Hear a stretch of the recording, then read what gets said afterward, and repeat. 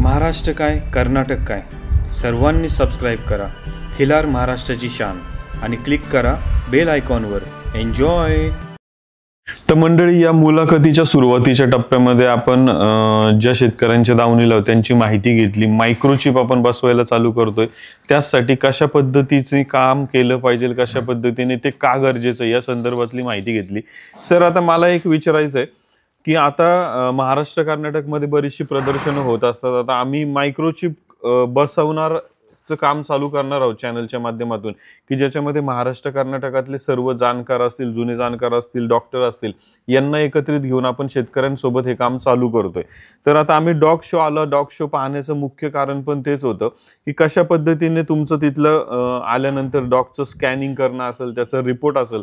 खरं तर आम्ही एक गोष्ट पाहिली की प्रदर्शन चालू होण्याच्या अगोदर तुमच्याकडे कॅटलॉग असतो, ज्या कॅटलॉगला जेवढे येणार त्याची एंट्री, म्हणजे हे जे काही सिस्टमॅटिक तुम्ही केलेलं आहे. तर तुम्ही जसं मागाशी उल्लेख केला की भारत स्वातंत्र्य होण्याच्या अगोदरच्या काळापासून डॉगचा हा एक क्लब आहे की ज्या क्लबच्या माध्यमातून आज एवढ्या मोठ्या प्रमाणात कार्य झाले. आज तसं पाहायला गेलं तर आम्ही काही जाणकारांना, डॉक्टरांना देखील विचारलं की आजपर्यंत मग आपल्या देशी गोवंशासाठी, म्हणजे देशी गोवंशासाठी आम्ही समजत होतो की फक्त खिलारलाच नाही तर कुठल्याच देशी गोवंशाला असं मायक्रोचिपिंग कुणीच केलेलं नाहीये.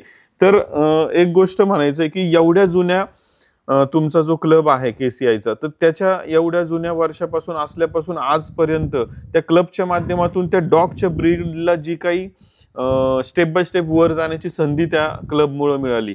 तर ही संस्था किंवा ह्या मायक्रोचिपचं काम चालू केल्यानंतर कशा पद्धतीने एक ग्रोथ या खिलारसाठी त्याला मिळेल, म्हणजे पुढील दृष्टिकोनातनं कसं अजून त्याला हे मिळेल आपल्याला? सगळ्यात महत्त्वाचं सूरजजी तुम्हाला मी सांगतो की खिलार गोवंश आता तसं खूप मोठं काम तुम्हाला करावं लागणार आहे, जी गोष्ट याआधी कधीच झाली नाही. मायक्रोचिपिंग असू देत किंवा त्याची पेडिग्री, वंशावळ. पेडिग्री म्हणजे वंशावळ कुठं रजिस्टर्ड नाही आहे, कुठं रजिस्टर्ड नाही. तर एखादी संस्था अशी नाही आहे की त्यांनी ही वंशावळ आपल्याकडे वंशावळीच्या नोंदी ठेवलेल्या नाहीत. सगळ्यात मोठं काम ते तुम्हाला आता वंशावळ नोंदी ठेवण्याचं काम करायला पाहिजे असं मी सुचवतो. या मायक्रोचिपिंगच्या माध्यमातून तेच होणार आहे की मायक्रोचिप काय आहे, त्याच्यात 10 अंकी नंबर आहे. तर ते 10 अंकी नंबर काय सुचवणार आहे तुम्हाला की ह्या 10 अंकी नंबर तुम्हाला ज्यावेळी मायक्रोचिप दिला जाणार, समजा आता तुम्ही आता मल्हार आहे, हा मल्हार मला माहीत आहे की मल्हारची आई माझ्याकडे परी आहे, पण मी म्हणतो म्हणून ती परी आहे, बरोबर. मी म्हणतो म्हणून मल्हार आहे, आणि मी म्हणतो म्हणून त्या चनेगावच्या चव्हाणांच्याकडचा वळू आमच्या इथं शक्कीनासूरला आला आणि शक्कीनासूरला माझी गाय परी जी आहे, मी तो वळू जाऊन पाहिलो, पहिला कसा वाटला, मला पसंत पडला, म्हणून मी त्याच्याकडं मेट करायची माझी गाय ठरवली. पण आज तोच वळू यादवाडला गेला, यादवाडहून कर्नाटकात गेला, पण तो काही नाव असेल, ते राजा असेल, सोन्या असेल, हे तो म्हणतोय म्हणून, पण त्याची वंशावळ हे मी आज म्हणजे ते माहिती घेतली तर तो चनेगावचा चव्हाणांच्याकडचा, काशीनाथ चव्हाण असं त्यांच्याशी माझं बोलणं झालं. पण ह्या बोलण्याला किती किंवा त्यांनी सांगण्याला किती अर्थ आहे? मी सांगतो म्हणून मल्हारचा बाप तो कोण असेल, तो राजा असेल, तो चनेगावमधनं आलेला आणि तो सिद्धापूर खानीचा आहे. आणि माझी गाय तर मी मंगळवेढा या गावातून माझी गाय घेतली, त्याच्या पुढे मला तिची आई माहीत नाही, त्याचा बाप माहीत नाही. असं हे आता किती दिवस आपण चालवायचं? बरोबर. तर आत्ता समजाच मी सूर्यजी तुम्हाला सांगितलं की मला मल्हारची रजिस्ट्रेशन करायचं आहे, तर तुम्ही जी आता संस्था काढण्याच्या ज्या तुमच्या हालचाली सुरू आहेत, खिलार गोवंश किंवा देशी गोवंश, हे कुठे तर आपण रजिस्ट्रेशन स्वरूपात एक क्लब स्थापन करायचं तुमच्या हालचाली सुरू आहेत. तर त्याच्याकडं मी सगळ्यात तुम्हाला पहिल्यांदा, मी ज्यावेळी तुमच्याकडे मायक्रोचिप येईल त्यावेळी मी सांगतो की माझा पहिला कॉल असेल की तुमची काय असेल ती फी घ्या, मला मायक्रोचिप करायचं आहे. कारण मायक्रोचिपिंगमुळे काय होणार आहे, तुम्ही फक्त मायक्रोचिप नाही पाठवणार, की मी तुमच्याकडं एक रजिस्ट्रेशन ॲप्लिकेशन फॉर्म पाठवतोय. त्या ॲप्लिकेशन फॉर्मवर काय असणार आहे की मी महेश कोरे आहे आणि मी इथं राहतो. माझ्याकडं मल्हार नावाचा एक खोंड आहे, त्याची जन्मतारीख अमुक अमुक आहे. त्याचे काही माझ्याकडं त्या दिवसाचे समजा व्हिडिओ असतील जन्माच्या वेळेचे, त्या तारखेचे, मी ते तुम्हाला आता पाठवेन. ते पाठवल्यानंतर त्या जन्मतारीख, त्याचं नाव एवढेच पाठवू शकतो. आणि तुम्हाला ही अडचण आहे की तिची आई हीच कशावरून आणि तिचा बाप हेच कसून, किमान माझा मल्हार आज तुमच्याकडे मल्हार म्हणून नोंद झाला आणि त्याचं जन्मतारीख आणि त्याचा रंग चित्रा कोसा, हे त्याच्या म्हणजे जसं आम्ही डॉगमध्ये असतं की नेम असतं, registration number, microchip number, born, sex म्हणजे तो नर मादा काय असेल तर, आणि मायक्रोचिप नंबर तर मी सांगितलं होतं. आणि रजिस्ट्रेशन तुम्ही मी समजा माझ्याकडं माझा पहिलं तुमच्या क्लबला, तुमच्या जे काही संस्था तुम्ही रजिस्टर करताय त्याच्याकडे जर माझा मल्हार हा पहिला असेल तर तो 10 अंकी नंबरमध्ये काय असेल तो शेवटचा नंबर 000001 हा मल्हार असेल. त्यानंतर काय होईल, तो ज्यावेळी ह्याच मोठ्या मी सांगतो तुम्हाला, आज मला एवढा विश्वास आहे की खूप मोठ्या प्रमाणात शेतकरी समोर येतील, कारण प्रत्येकाला हे व्हावं अशी इच्छा आहे आणि हे झालंच पाहिजे. ज्यावेळी होईल त्यावेळी एक एक एक जनरेशन मल्हार ज्यावेळी एखाद्या गाईला जर तो त्या कोणाला पसंत पडला आणि जर कोण त्याच्याकडे गाय घेऊन आली तर मात्र ती गाय आणि मल्हार याच्यापासून होणारं जे काय जन्माला येणारं वासरू आहे तेही रजिस्टर्ड होईल आणि त्याचे आई बाप सुद्धा रजिस्टर्ड होतील.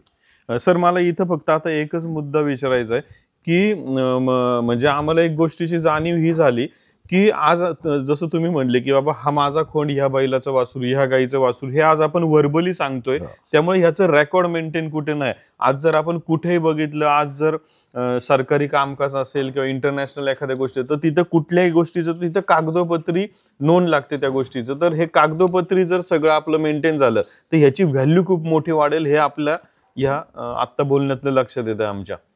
काय आहे की कितीही विश्वासानं एखादं जनावर आपण घेतलं तर त्या सांगण्याला आणि बोलण्याला काय अर्थ नसतो. आता मी जे काही मल्हारबद्दल, मल्हारच्या बापाबद्दल किंवा मल्हारच्या आईबद्दल सांगितलो, हा विश्वास कुठंपर्यंत ठेवायचा हा प्रश्नचिन्ह कायम राहतो आणि विश्वासावर आजपर्यंत हे क्षेत्र सुरू राहिलेलं आहे. बरोबर. पण अनेक वेळेला नामांकित वळूंची नावं घेऊन वासरे विकली जातात. मुळात फक्त वळू नाही, गायही तितकीच महत्त्वाची असली पाहिजे. आणि हे सगळं ज्यावेळी कागदावर येईल, एखादा रजिस्ट्रेशन पेपर त्या शेतकऱ्याला मिळालं तर कुणाला खरं खोटं करायची गरज लागणार नाही. त्याला सगळं काही त्याचा रेकॉर्ड जो आहे तो संस्थेकडं उपलब्ध असणार आहे आणि ते होण्याची गरज आहे. फक्त आईबाप समजून घेऊन आपण ब्रीडिंग करून चालणार नाही. हा ब्रीडिंग प्रोग्राम आहे. हे कशासाठी आपण करतोय, मुळात मी मगाशी म्हणालो की हे खूप स्टॅमिना असलेलं जनावर आहे, खूप कष्ट करणारं जनावर आहे, खूप ताकदीचं जनावर आहे. तर ते आहे, त्याचे कॅरेक्टर्स जे आहेत तसे जर टिकवायचे असतील तर ब्रीडिंग प्रोग्रामसुद्धा आपण प्रॉपर केला पाहिजे. नाहीतर त्याच्यामध्ये काही त्रुटी झाल्या, काही चुकीचा वळू जर पुढं आला तर मात्र हे जे काही ब्रीड स्टँडर्ड आहे ते मात्र धोक्यात नक्की येणार आहे. आणि खऱ्या अर्थानं जर हे सगळं आहे असं जनावर टिकवायचं असेल तर त्याच्या वंशावळीची माहिती फक्त आईबाप नव्हे, त्याचे आजी, त्याचे आजोबा, त्याचे पणजोबा ह्याचाही विचार असायला पाहिजे. कारण कुठल्या ना कुठल्या जनरेशनमधनं कुठं ब्लड मिक्स व्हायला लागलं आहे. शेवटी ज्यावेळी आपल्याकडं एखाद्या, आता समजा माझ्याकडच्या मल्हार या खोंडाबद्दलचे त्याचे पॉझिटिव्ह आणि निगेटिव्ह पॉईंट्स मला माहीत असतील आणि त्याला गाईवाल्याला जवळ माझ्याकडं त्याच्या गाईकडं काय चांगलं आहे आणि काय वाईट आहे, आणि जे मल्हारकडे त्याच्याकडे जे वाईट आहे गाईवाल्याकडं, ते मल्हारमधनं कवर होणार असेल तर या पद्धतीने विचार करून त्या ब्रीडरचा अभ्यासानं ती पैदाश होणार आहे आणि हेच ब्रीडिंग आर्ट आहे. कुठलंही जनावर एखादं चांगलं जन्माला येतं त्याच्या पाठीमागे त्या ब्रीडर म्हणजे ज्याच्याकडं गाय आहे त्याचा अभ्यासाचा तितकाच महत्त्वाचा रोल याच्यामध्ये आहे असं मी मानतो. ब्रीडिंग लक लक लक म्हणजे काही आंधळेपणानं काही जन्माला चांगले आले असतील तो लकचा पार्ट आहे, पण सातत्यानं चांगले जनावरं जन्माला यायचे असतील तर अभ्यासाचाच पार्ट आहे. आणि तो अभ्यास करण्याची संधी ह्या रजिस्ट्रेशन पेपरमुळं, या मायक्रोचिपिंगमुळं आणि या संस्थेमुळं होणार आहे असं मी मानतो. सर आता याच्यात बघते एक शेवटचा मुद्दा असा की आमचा शेतकऱ्यांचा किंवा बऱ्याच जणांचा हा प्रश्न आहे की देशी गोवंश आता प्रत्येकाला दावणीला घ्यायचा आहे, तर कदाचित याच्यातनं हे पण होईल का की समजा एखाद्या गाईचं दूध जास्त आहे, तिला दूध, मग तिच्यापासून होणाऱ्या कालवड असतील, खोंड असतील, तर त्या माध्यमातून दूध वाढीसाठी देखील आपल्याला हे रेकॉर्ड जास्त फायदेशीर ठरेल असं वाटतं? 100% तुम्ही तेच सांगतो मी की काम करणाऱ्या जनावरांच्या बद्दल मी हे बैलांच्या बद्दल नरांच्या बद्दल बोललो. तसंच गायींच्या बाबतीत असंच आहे. एखादी गाय जास्त दूध देते याला ती अचानक जन्माला आलेली नाही, तिच्यात ते रक्त कुठनं आलं, त्याच्यात तो DNA, त्याचे ब्लड लाईन जी कुठली आले ती की जास्त दूध देते याचाही अभ्यास करायला हे पेपर कारणीभूत ठरणार. त्यामुळे फक्त नराचीच नव्हे तर गायीच्याही वंशावळीची तुम्हाला माहिती त्याच्यात मिळणार आहे आणि त्याचाही फायदा 100% याच्यात मिळणार आहे. कारण त्याचे पंजोबा, त्याची आजी किंवा त्याची आई हे दूध कमी देणारे होते आणि अचानक ही दूध देणारी जन्माला आली, याला कारण बापाच्या लाईनमधनं पण असू शकते आणि आईच्या लाईनमधून पण. पण तुम्हाला समोर एखाद्या वेळी सगळी ही चेन दिसेल, एक एक जनरेशन तुमच्या समोर अभ्यास करायला मिळेल, त्यावेळी आणखीन सोपं तुम्हाला होणार आहे की यामध्ये दूध देणाऱ्या गायी, देशी गायी सुद्धा जन्माला घालायचं आपल्याला एक चान्स मिळणार आहे याच्यामध्ये.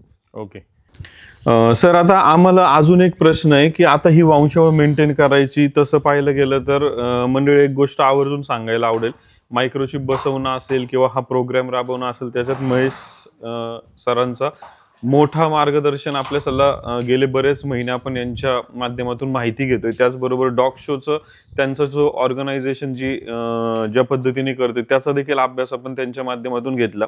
सर आता मला इथे एक शेवटचा प्रश्न मायक्रोचिपच्या संदर्भात विचारायचा आहे. चॅनलला जवळपास 7 वर्ष झालेत सर. 7 वर्षामध्ये आम्ही आमच्या पद्धतीने मुलाखत असेल, व्हिडिओ असेल, आम्ही आमच्या पद्धतीने काहीतरी थोडंफार डॉक्युमेंटेशन आहे आमच्याकडे.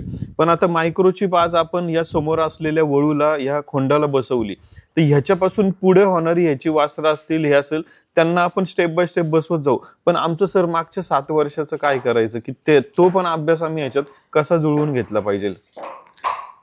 मगाशी म्हणालो तशी मोठी कसरत आहे. यासाठी म्हणालो की आपण आता पाहायला गेलं तर उदाहरणच घ्यायचं तर 3 जनरेशन आता आपल्यासमोर चांगल्या वळूंच्या दिसत आहेत किंवा आत्ता जन्माला येणाऱ्या काम्याची नातवं सुद्धा आज मार्केटला दिसायला लागलीत. तर ह्या 3 जनरेशनमध्ये एक करायला हरकत नाही. आता समजा मी काम्याचा उल्लेख केला इथं किंवा सिद्धापूर खाणीतल्या कुठल्या वळूचा असेल किंवा तिकोंडी राजाच्या खाणीतला असेल, तर या 3 जनरेशनमध्ये आपण आता उदाहरणार्थ मी आता मगाशी सांगितलं की मल्हार हा मी इथलं शक्कीनासूरच्या गावी, इथून 15 किलोमीटर आमच्या गावापासून गाव आहे, तिथं मलगोन पाटील म्हणून आहे, त्यांच्याकडं तो खोंड होता. मी त्यांच्याकडे घेऊन गेलो. माझ्यासोबत जे काही होते तेही होते.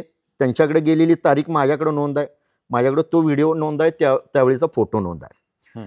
त्यानंतर तोच खोंड यादवाडला गेला आणि मला तोच खोंड परत रिपीट ब्रीड करायचा होता दुसऱ्या गाईवर. त्याही गाईला मी तो दाखवला, तिथं जाऊन दाखवला.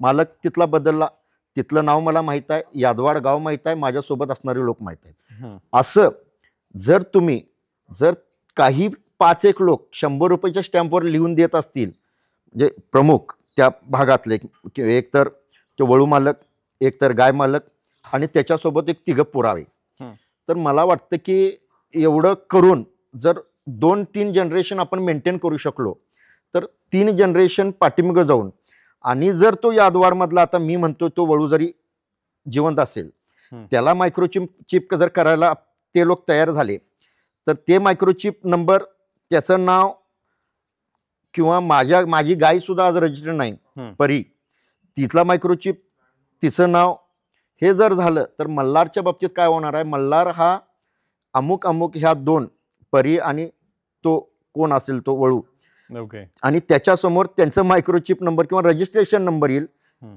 गाईचं येईल आणि त्या खोंडाचं येईल म्हणजे मल्हारच्या आईबापांचं येईल आणि किमान एवढ्या तर 2 जनरेशन. आता काम्याचं उदाहरण मगाशी सांगितलो तर तो आजोबा झालाय आज काम्या बरोबर तर तिथपर्यंत आपण किमान एक आईकडून किंवा वडिलांच्याकडून खोंडाच्या तर ती लाईन पूर्ण करू शकतो या पद्धतीनं स्टॅम्पच्या स्वरूपात आणि यावरही विचार करायला हरकत नाही. हा विश्वासाचा जर प्रश्न असला आजही विश्वासाच्या याच्यावर चालू आहे. मी हे सगळं प्रोग्राम सुरू आहे एकदा पुढे जाईल त्यामुळे आणि काय होणार आहे की जे काही आता वंशावळ ते सांगतात म्हणून आपण करायला लागलोय तर इन ब्रीडिंग आणि लाईन ब्रीडिंगला रिपीट ब्रीडिंग होऊ नये म्हणून त्याचाही फायदा होईल. असं करायला काय हरकत नाही असं मी मानतो. ओके सर आता तुम्ही आम्हाला ही पण एक चांगली हेल्प आणि मार्गदर्शन केलं की आता मागच्या 7 वर्षाचा अभ्यास पण आपण कसा याच्यामध्ये घेऊ शकतो. त्याच्यामध्ये आता एक उदाहरण मला असं द्यायचंय की तिकोंडी लाईनच्या लाईन एक अशी होती की ज्याचे बऱ्याचशा मोठ्या प्रमाणात कालवड आणि खोंड हे आज आपल्याला महाराष्ट्र कर्नाटकमध्ये पाहायला मिळतात. मग त्या ज्या कालवड आणि खोंड किंवा ज्या काही आहेत त्याची आज पेडिग्री आपण जी काय पाहतोय ती पण त्यांचा बाप तिकोंडी राजा आज जिवंत नाहीये. मग त्यांचा बाप आपण म्हणजे बाप जिवंत नाही त्याला मायक्रोचिप आपण बसू शकत नाही त्यामुळे तेच नाही. मग त्याचा बाप म्हणजे ह्या सगळ्या कालवड आणि खोंडांचा बाप अननोन राहील का कसं राहील? अननोन मी तेच सांगतो ना की जर ते वळू मालक पुढे आले की हे मायक्रोचिपिंग बसून घ्यायला तिकोंडी राजाचे आता समजाकडं माझ्याकडं नातूच आहे तिकोंडी राजाचा आणि याचा बाप सुद्धा रजिस्टर नाही आहे. अननोन कधी राहणार नाही जर ते काही पुरावे द्यायला तयार राहतील की तिकोंडी राजाचा मुलगा हा आहे आणि त्यानंतर त्याच्या मुलाचा तिकोंडी राजाचा नातू हा आहे तर तेही आपण पुराव्यावर त्यांना रजिस्ट्रेशन देऊ शकतो. पण ते लोक शेतकरी पुढे आले पाहिजेत रजिस्ट्रेशनसाठी. तोपर्यंत ते होणार नाही. तो जे आता वळू ज्याच्या दारात आहे तो जर म्हटला मला गरजच नाही आणि मी करणारच नाही तर मात्र ती वंशावळ तिथं थांबते आप रजिस्ट्रेशनला. ते लोक समोर यायला पाहिजेत आणि त्यांनी आलंच पाहिजे. यानं काही बिघडणार नाही आहे. त्यांच्या वळूमध्ये त्याच्या आहे त्या परिस्थितीत वळूच्या कुठेही त्याला इजा होणार नाही आहे. आणि त्या वळूचा जर रेकॉर्ड त्रयस्थ व्यक्ती ठेवत असेल जे तुम्ही फक्त त्याचा नव्हे त्याच्यापासून होणाऱ्या अनेक वासरांचा रेकॉर्ड जर एक संस्था ठेवायला तयार होत असेल तर याच्यात मायक्रोचिपिंग बसवून घ्यायला किंवा रजिस्ट्रेशन करून घ्यायला काहीच हरकत नाही.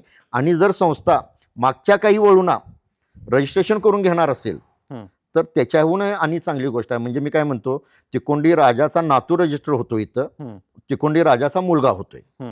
बरोबर. हयात असलेल्या सर्व वळूंचे जनरेशन मला असं म्हणायचं की काम्याही रजिस्टर जर झाला तर 4 जनरेशन आपल्याला पुढे पाहायला मिळेल रजिस्ट्रेशन पेपरवर घेता येतील. त्यांची वंशावळ दाखवता येईल. पण हे काम संस्थेला खूप कष्टाचं आहे आणि ते करायला पाहिजे. आजच्या घटनेला 2 वर्ष संस्थेला त्रास होईल पण ते करावं असं मी त्या संस्था आहेत का तुम्ही जे विचार करताय संस्था काढायचं त्यांनी करावं असं मी सांगतो आणि हे करायला पाहिजे असं मी मानतो. धन्यवाद सर. तर मंडळी आता एक गोष्ट तर आपण सरांच्या माध्यमातून पाहिली की खिलारचं मायक्रोचिप बसवत असताना किंवा देशी गोवंशाला मायक्रोचिप बसवत असताना हे फक्त काम आमचं नाहीये किंवा हे कुठल्या एकट्या दुकट्याचं कुठल्या किंवा एखाद्या संस्थेचं काम नाहीये. तर हे महाराष्ट्र कर्नाटकातल्या प्रत्येक किंवा ह्या आपल्या देशी गोवंश सांभाळणाऱ्या प्रत्येक शेतकऱ्याची ही मोठी जबाबदारी आहे की त्यांनी स्वतःहून पुढे देखील आलं पाहिजे. आणि सरांनी एक मुद्दा खूप चांगला नमूद केलाय. जर एखादा वळू मालक गाई मालक किंवा एखाद्या वासराचा खोंडाचा कालवडीचा मालक म्हणलं की मला हे करायचं नाहीये याचा कुठलं मोठं नुकसान होणार. त्यांनी एक छोट्याशा शब्दामध्ये सुंदर सांगितलंय की तुम्ही जर केलं नाही, तुमच्या गाय बैलापासून पुढे झालेल्या वासराचं जर त्या मालकाने केलं तर त्या मालकाचं नाव हे आपल्याला पुढे जास्त मोठं होताना दिसेल. आणि ज्यांनी मायक्रोचिप बसवली नाही त्याचं नाव हे तसंच राहील. मायक्रोचिप बसवण्यामध्ये कुठलीही अडचण नाही, कुठलीही दुखापत नाही. फक्त फायदा शेतकऱ्यांचा हा असा आहे की एक कमिटी, एक संस्था पुढे येऊन तुमच्या दावणीला असलेल्या जातीवंत, तुम्ही पोटच्या मुलापेक्षा जास्त सांभाळलेल्या आहे तुमच्या एखाद्या पशुची माहिती जर एखादी संस्था रेकॉर्ड करते तर आपण सर्वांनी एकत्रित येऊन हे काम पुढे घेऊन गेलं पाहिजे मंडळी. आता या मुलाखतीच्या शेवटच्याच टप्प्यामध्ये आहोत आपण. सरांच्या दावणीच्या एका खोंडाची, गायींची आणि त्यांचे हॉर्सेस जे आहेत तर त्यांची माहिती घेणार आहोत आपण. खिल्लार महाराष्ट्राची शान, खिल्लार महाराष्ट्राची शान.